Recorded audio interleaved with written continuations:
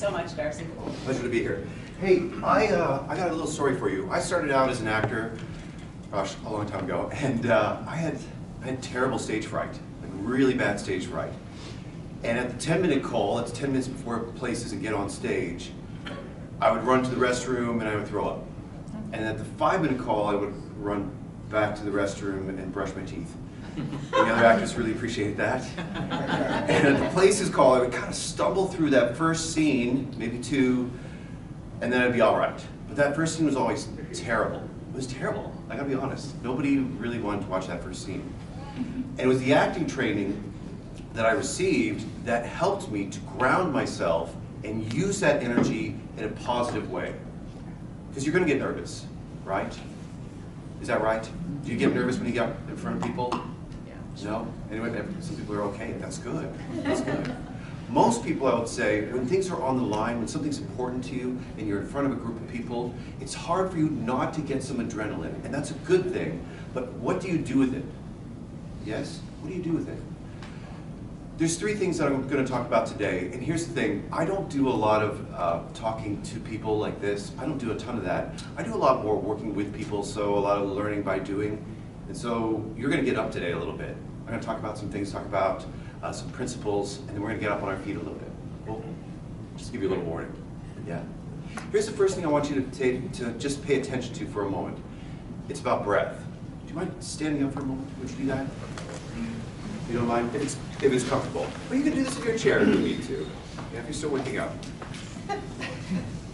Take a moment, if you don't mind, and lock your knees back. And notice what you just did with your breath. What did you do? Held it, or it moves up, right? Do you feel that? Cool. I can't tell you how many CEOs I've worked with, as soon as they get in front of an audience, they lock their legs, right? They lock in their knees, and they've just cut off their breath. Cool? Do that on purpose now. Make that a conscious decision.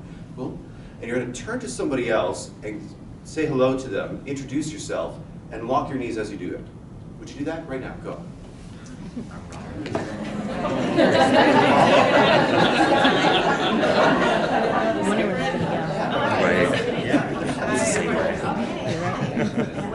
And notice how that might be a bit awkward. Yes? Or that you might hold your breath a little bit. Some of us are laughing because they're like, wow, this is kind of strange, yes? But I can't tell you how many people do that unconsciously. Would you make a new choice now to release your knees? That's the first one. And just notice if that changes your breath. Go back and lock it for a moment. And now let it release. Now here's the next big clue. Would you release your jaw?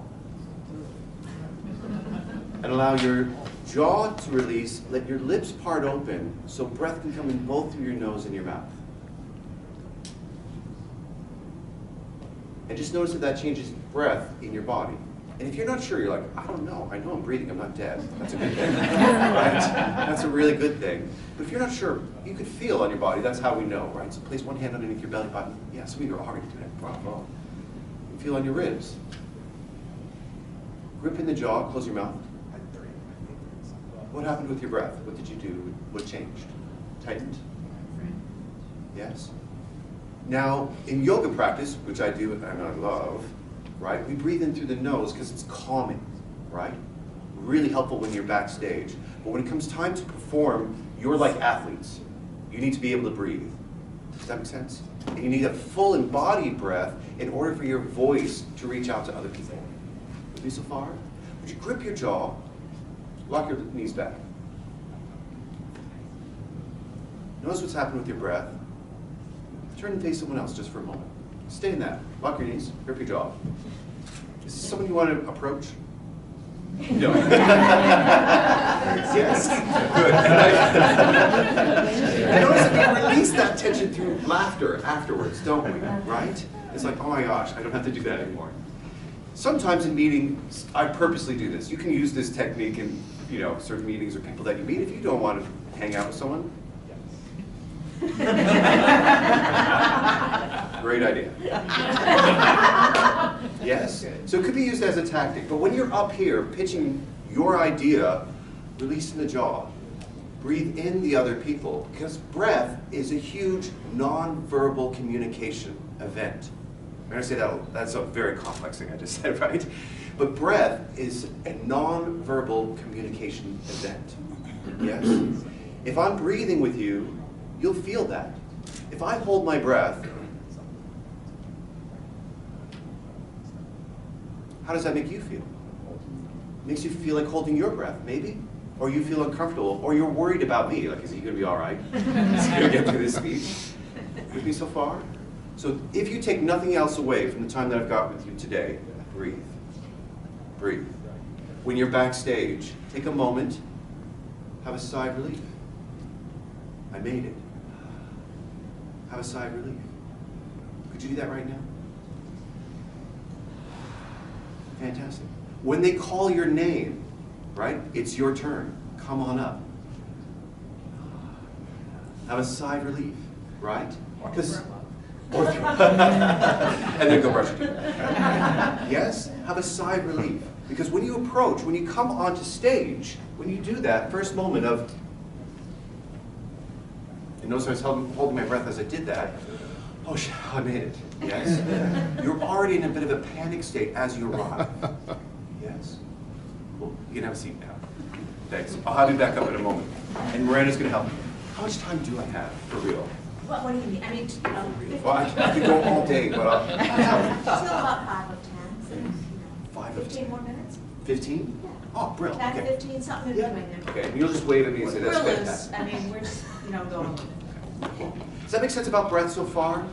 About how breath is a nonverbal communication event, right? If you breathe with somebody else, they'll feel you, right? When you think about people that you like being with, how do you breathe? Would you do that for a moment? Close your eyes, if that's comfortable for you. And think for a moment about somebody you like to talk to, somebody whose presence you enjoy being around. And just notice the breath in your body. What does that feel like? Now, if you don't mind, let that person go in your mind. Inhale through your nose, exhale through your mouth, let that person go. And now imagine someone you don't like. Someone whose presence you don't enjoy being around. They've done something, they've said something, they wear something, whatever it is that drives you crazy.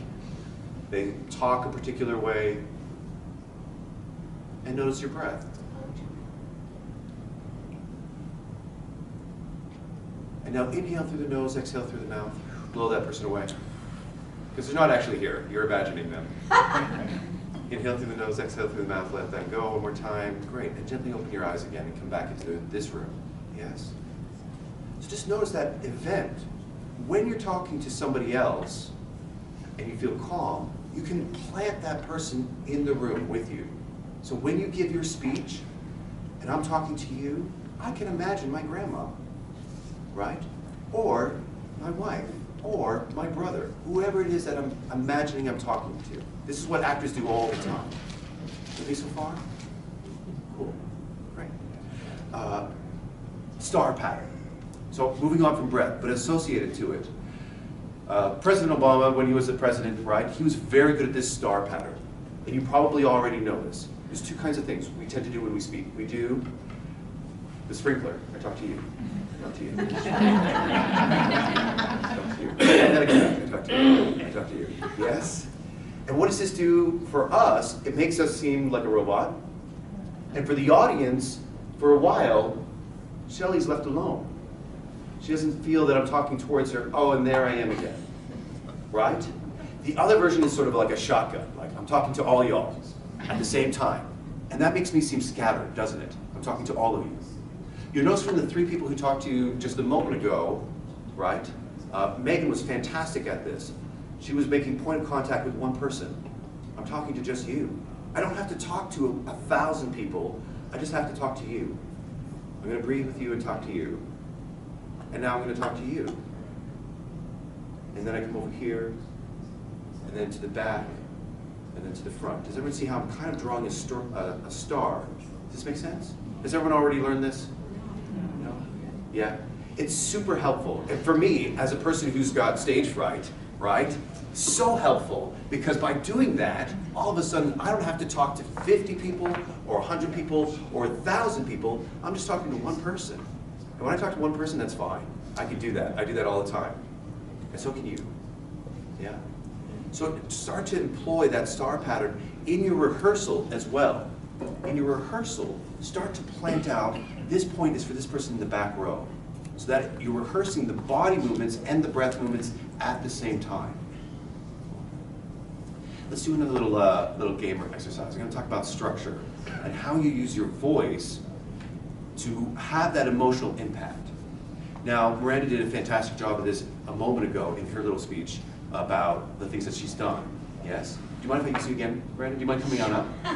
Sure. It's good to have an actor. Yes, yes, thank you. Cool. So here's the game that we're about to play. Cool. This is called this is builds and cutbacks. And actors use this all the time, in Shakespeare especially, but in scenes all the time, a build and a cutback. And so I know that Miranda knows this already. She may not know this particular game. I'm putting her on the spot. But here it goes. Here's your line of text. I'm going to do this with partner in a moment. So make sure you memorize your lines. You ready? Cool. So my line's going to be, yes, you did. We're going to take a knee. I'm going to show you the blocking. Is that right? Cool. So I'm going to say, yes, you did. And you're going to say, no, I didn't. So, yes, you did. No, I didn't. And then I'm going to stand up and I'm going to say, yes, you did. No, I didn't. And then I'm going to jump up and I'm going to say, yes, you did. No, I didn't. That's it. Pretty simple, yes? That's the game? Got it so far? Cool. So here we go. We're going to do it again. Okay. And just listen for what we do, both with our bodies, right? Watch our bodies, but also listen to our voices as we do this. Yes, you did. No, I didn't. Yes, you did. No, I didn't. Yes, you did. No, I didn't. She didn't. Now notice what we do. Wow. So what did she do with her voice? Modulated her voice. She modulated. How, though, specifically? What? In response to you. Yes, absolutely. Right? There was a response. Yes? Did she get louder? She did. She one-upped me. Yes? She increased her pitch. Did you notice that? We started from a low pitch. She got a little higher. I got a little higher. I got a little higher. Yes? And she finally topped me at the end. Right? Did you know something about tempo? The tempo changed as well, didn't it? Yeah.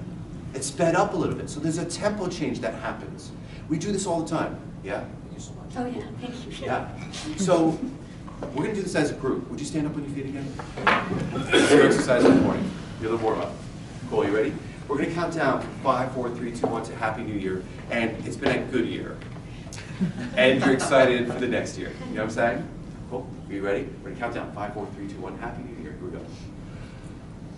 5, 4, 3, 2, 1. Happy New Year! Fantastic. And you just did that with your voice. We started low, and you got higher, and you got louder, and you changed the tempo. Cool? Do that on purpose. Be conscious about it. Start from the low pitch, increase the pitch as you go along, extend the vowel at the end on Happy New Year. Cool? Let's do that. Ready? 5, 4, 3, 2, 1. Happy New Year! Fantastic. Good. Great. Good day. Awesome. We do these kinds of builds all the time in life, right? Your job is to make it conscious and to think about where it occurs in your speech. We say, on your mark, get set, go. We're doing the same thing. Start low, get high, increase the volume, change the tempo. Cool. When Miranda was talking about, what was his name, the boy in... Nathan. Nathan. She did this naturally as an actor because she's trained and a fantastic actress. She started low. There was a boy called Nathan. He was playing in Othello. And he got to be on the memorial stage. Did you hear that? 1, 2, 3. Yes? And then the cutback. And this is important. The cutback or undercut is the emotional punch. Yes? She dropped her pitch, slowed the tempo down, got a little bit more quiet, and said, and it changed his life. Did you notice that? Yeah. So I'm just going to do that one more time so you can begin to plot this into your own speeches, right? If you want to have that emotional impact, start low. There's a boy named Nathan. He was in Othello. He got to act on the memorial stage, and it changed his life. I'm paraphrasing, of course. Yes? Does this make sense to everybody?